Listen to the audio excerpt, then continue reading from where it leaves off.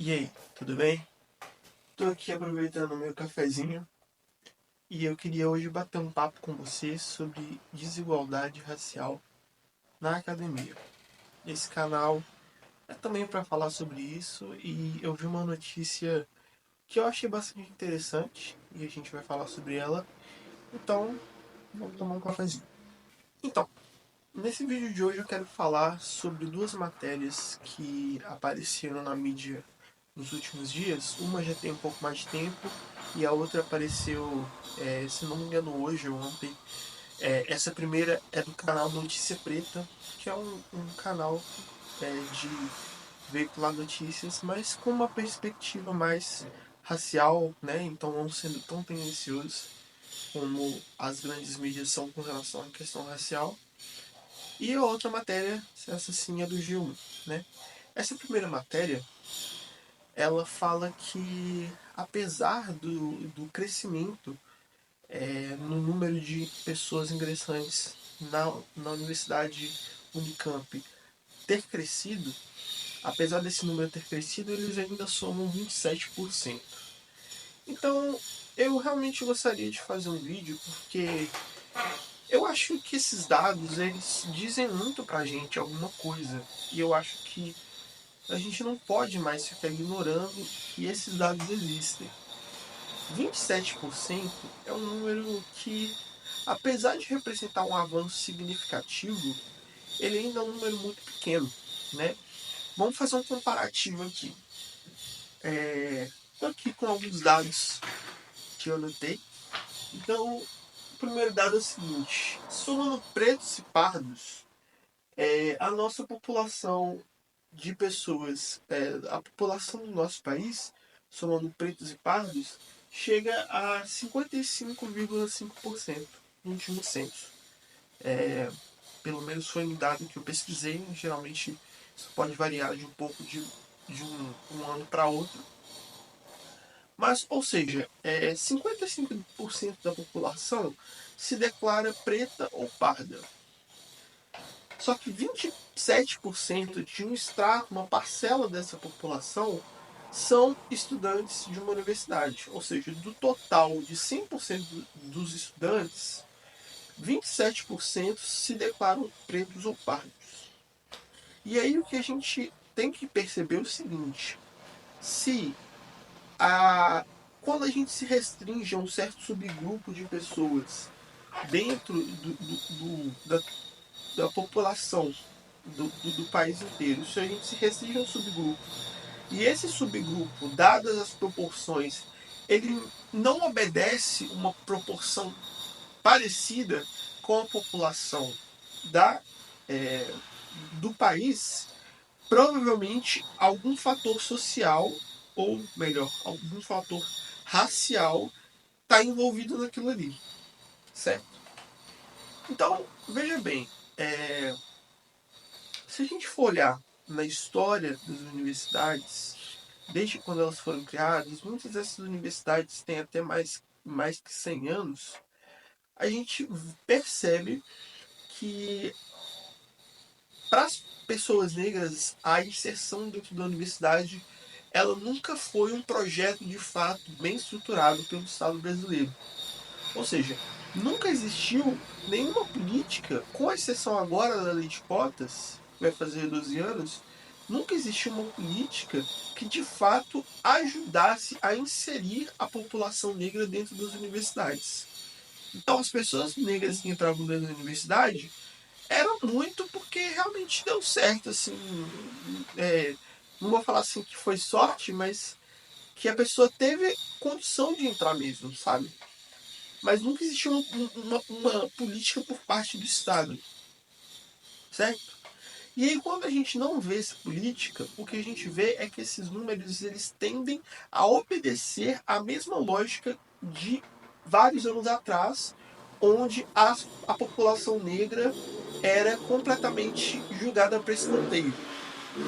Então, esse número dos 27% da Unicamp, ele mostra muito claramente como que essa política é aplicada, como que ela mantém um estado de uma certa maneira, privilegiando as pessoas negras, e não só pessoas negras, mas pessoas com renda, uma renda melhor, em detrimento ao resto da população. Uma outra matéria que eu queria comentar é essa matéria aqui do G1, essa é mais famosa e tem mais tempo, onde ela comenta que, veja bem, o perfil básico dos ingressantes na Unicamp no último vestibular é um só: homens brancos de classe média e que vieram de escola particular. Assim, os dados não mentem, sabe? A gente pode tentar tapar o sol com a peneira, mas tá aí, sabe? É, os dados, eles colocam pra gente que o problema social existe. Essas mesmas pessoas, essa mesma característica de pessoas, não tem nenhum atributo intelectual que faça com que eles sejam mais ou menos inteligentes do que qualquer outro extrato da população. Mas se eles conseguem performar tão bem no vestibular, se eles conseguem ir tão bem e passar com essa estatística em detrimento às outras esferas da população, provavelmente eles estão recebendo algum tipo de vantagem que outras parcelas da população não estão recebendo. E aí a gente vê que é isso que acontece. Se o cara estudou numa escola particular, ele está a léguas de vantagem de uma pessoa que estudou em escola pública. Eu venho de uma realidade de uma escola pública onde, no primeiro ano do ensino médio, eu tive que dar aula de física para mim, para os meus colegas, porque eu estava estudando para meio que um pré-vestibular, que era pré-Cefet, né? Em alguns estados isso tem. E aí eu estudei um pouco mais de física. A escola sabia disso.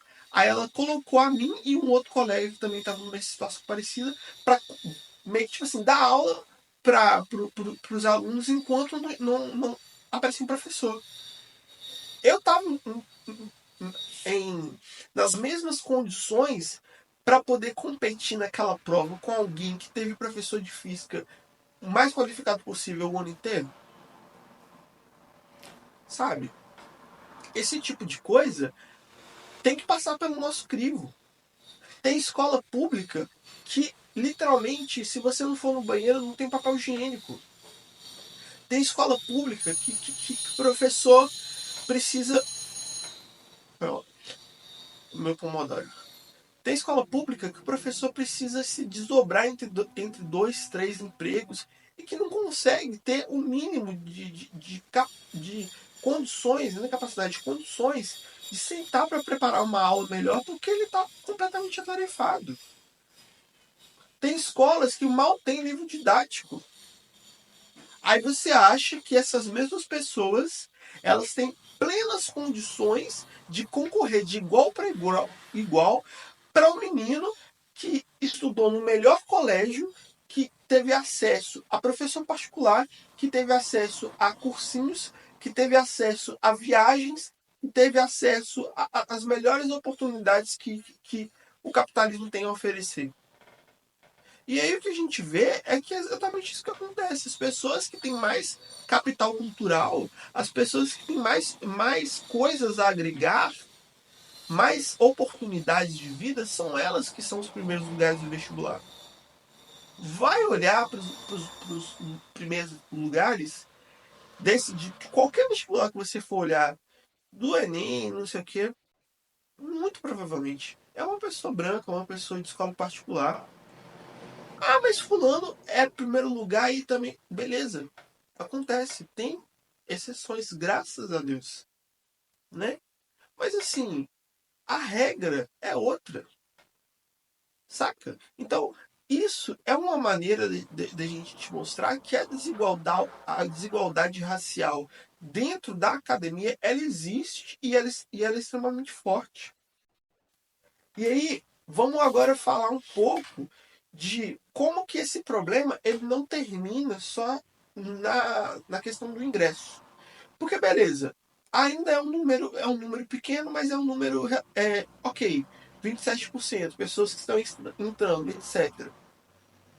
Aí a gente pensa, essas pessoas estão formando, sabe?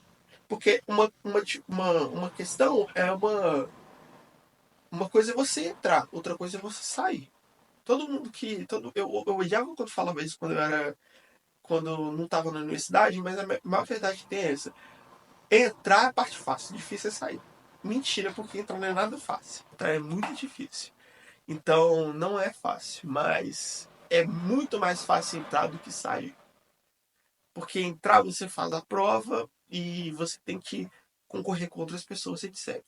Sair, você tem que passar por várias disciplinas e essas disciplinas são submetidas a várias coisas que acontecem na sua vida e que podem, porventura, te atrapalhar a estudar. Tipo, você ter uma questão de saúde mental, tipo, você precisar trabalhar, ou coisas do tipo, ou os dois, né? Ou sei lá, alguma coisa acontece no meio da sua graduação, é muita coisa que pode acontecer. E pasme, essas coisas, elas têm menos probabilidade de acontecer se você tem uma condição de vida melhor. Se você tem o seu tempo dedicado inteiramente ao estudo, você só tem que estudar, você só faz as suas faculdades da sua vida, cara, tá muito mais fácil de você performar bem qualquer prova. Não significa que vai, mas com certeza tá bem melhor a situação. Então, a questão da permanência dentro da universidade, ela é também algo a se considerar.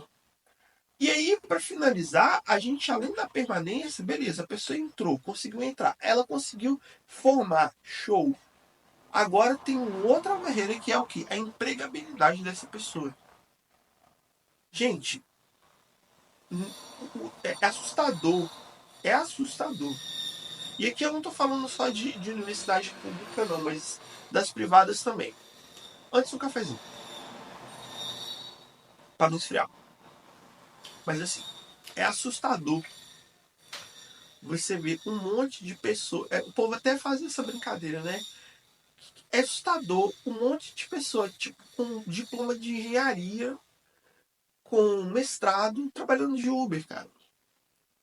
E aqui, óbvio, eu não estou dizendo que trabalhar de Uber é nenhum demérito, não. Claro que não. Mas, obviamente, a pessoa não estudou o que ela estudou para trabalhar naquilo ali. Então, o certo, né, o natural, é que ela trabalhasse naquilo com o qual ela formou ou que ela deseja trabalhar. Cara, cheio, uma vez eu vi a descrição de um Uber. O cara já tinha viajado para fora. O cara já tinha estudado não sei quantas línguas. O cara era pós-graduado em não sei o que, não sei o que, não sei o que lá, rodando de Uber. Uma corrida de R$ 15. É absurdo isso. E aí o que a gente chega é que essa empregabilidade também ela vai afunilando também com a questão racial. Dado que eu queria trazer para vocês é o seguinte: no último ano, dos 42 mil cargos que tiveram de liderança nas empresas do nosso país, só 23,7% foram pagos por pessoas negras, né? Então, existe uma representação dessas pessoas, até mesmo dentro dos cargos de liderança, que é muito grande. Então, novamente, a pessoa não tem a barreira para entrar na universidade, para ficar e sair da universidade, depois para poder ser empregado e depois para se manter, para poder crescer dentro da empresa. São várias barreiras que a pessoa tem que transpor. E novamente, o intuito desse vídeo não é fazer com que a gente fique pensando que, nossa, agora é tudo horrível, nós sempre vamos ser subnotificados, subrepresentados e tudo vai mal, etc. Não, não é para isso. Mas é primeiramente para a gente entender a gravidade do problema da situação onde a gente está, porque não se fala sobre isso, sobretudo dentro do ambiente acadêmico. Não se fala sobre isso. Eu estou num programa de pós-graduação. Ninguém fala sobre isso, cara. Ninguém fala sobre a subrepresentação das pessoas negras dentro da pós-graduação. Ninguém fala de quantos os pós-graduandos que mesmo assim conseguem entrar num programa de pós-graduação, quantos deles conseguem virar professor depois. E por que a gente não pode falar sobre isso?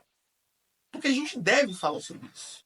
Justamente porque aquela coisa, não falar sobre o problema não vai fazer com que ele desapareça.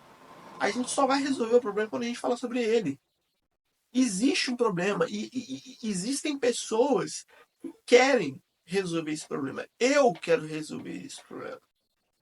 Não só para mim, mas para outras pessoas, para outras gerações de pessoas, para outras pessoas que estejam querendo, que estejam atrás de mim, querendo ir entrar na universidade e não conseguem. Porque é muito grave isso. Você passar uma vida querendo fazer alguma coisa que você acha que você nasceu para aquilo ali e você não consegue fazer. Porque tem um monte de coisas te impedindo.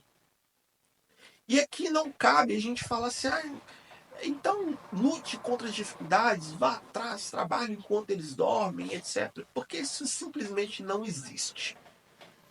Sabe? Falar, vença as dificuldades, é muito fácil. Quero ver vencer. Quero ver dar alternativas para a pessoa vencer. Falar para vencer as dificuldades qualquer um fala.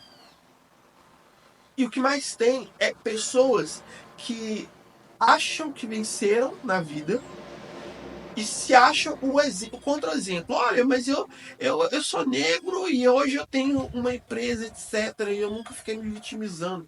Mano, não é sobre isso. Mas é sobre as dificuldades que você teve que vencer, mesmo você não tendo condições nem de perceber para você chegar onde você está. Se você teve que atravessar mundos e fundos para poder fazer a mesma coisa que seu amigo do lado, que é branco, que teve uma realidade social melhor do que a sua, não teve que fazer, cara, tem algum problema errado. Era para estar os dois andando juntos.